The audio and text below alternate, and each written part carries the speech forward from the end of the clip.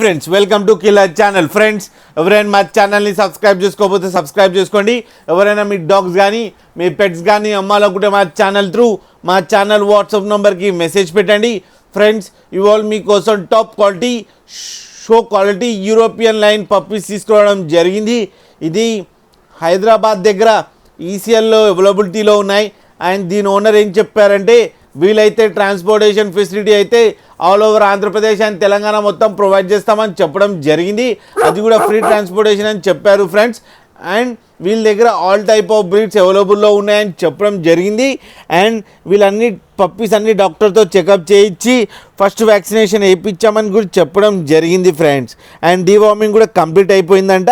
And ఈ puppies age వచ్చి 35 days అని చెప్పడం జరిగింది.